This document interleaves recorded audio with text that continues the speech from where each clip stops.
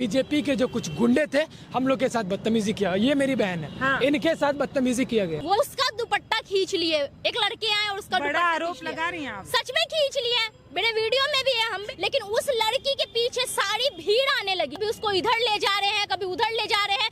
कुछ लोग उसका दुपट्टा खींचने लगे तो वो बोली कि लो मेरा दुपट्टा ले लो, तुम लोग हिजरे हो इसीलिए दुपट्टा खींच रहे हो। वो लोग जाहिल है, उनको ये समझ नहीं है। पीछे से एक आता है, इसको गाली वाली देके इसका कॉलर पकड़ लेता है। इस लड़के को भी मारा गया, दूसरी में एक और लड़के को भी ले जा रहा था। वो बोला अरे हम भाजपा वाले हैं, भाजपा वाले, तो उसको छोड़ के और उस लड़के को पकड़ के शायद ले गया है। चलो भाई देखो अब मैं क्या करता हूँ। देखिए हम अपने आदरणीय प्रधानमंत्री जी से यही पूछने गए थे कि साहब आपने कहा था कि 2 करोड़ रोजगार देंगे, 10 साल हो गए, 20 करोड़ रोजगार आने चाहिए थे और 20 करोड़ चलिए ठीक है, लेकिन आप कम से कम 1 रोजगार दे देते हैं मितेश पांडे को, आपने क्यों नहीं दिया?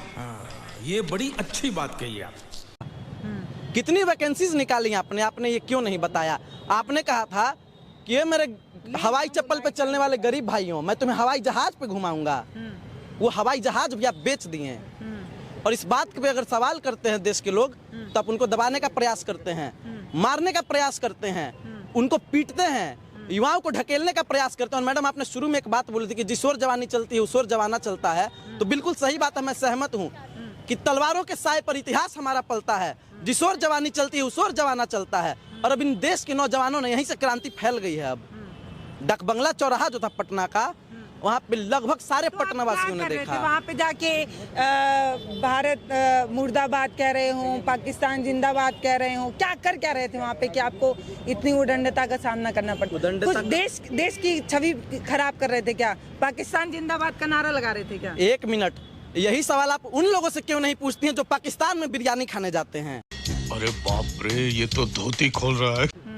ये सवाल आप उन लोगों से क्यों नहीं पूछती हैं मैडम? आप लोग कर क्या रहे थे ये तो बताइए। क्यों आप पे इतना भीड़ जो है उग्र क्यों हुई, हावी क्यों हुई, हुआ क्या? देखिए इस देश में अभी भी कुछ ऐसे लोग हैं जिनको न महंगाई से मतलब है, न बेरोजगारी से मतलब है, न देश में बढ़ते भ्रष्टाचार से मतलब है, सफेद कपड़ा ओ, न ही इलेक्टोरल बॉन्ड के महाघोटाले से मतलब है।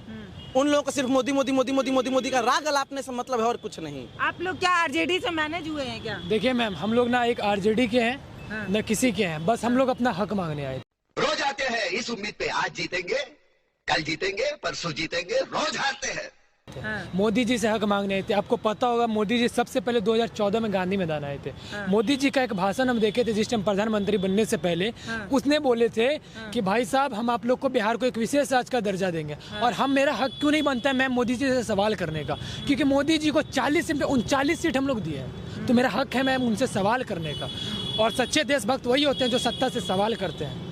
अगर हम करें तो करें क्या, बोले तो बोले क्या। और जहाँ तक मोदी जी की बात रही तो मोदी जी से हम लोग ने सवाल किया। हम लोग मोदी जी से चाह रहे थे कि मोदी जी आपने दरभंगा वाला एम्स के बारे में हम पूछ रहे थे, क्योंकि हम दरभंगा में से आते हैं। पूर्णिया के एयरपोर्ट के बारे में पूछ रहे थे, लेकिन बीजेपी के जो कुछ गुंडे थे हम लोग के साथ बदतमीजी किया। ये मेरी बहन है। हाँ। इनके साथ बदतमीजी किया गया। इनके साथ आप उस समय रिपोर्टिंग कर रही थी। आप एक पत्रकार हैं। हाँ, मैं एक पत्रकार हूँ, अपना चैनल चलाती हूँ। और हुआ ये कि एक सोशल एक्टिविस्ट है, तो वो सोशल एक्टिविस्ट मेरे वीडियो पे बाइट दे रही थी। तो होता है ना कि वो हर मुद्दे पे बोलती है तो पहचान हो जाती है। आप मेरा बाइट ले रही है, हो सकता है आपसे मेरा पहचान हो जाए।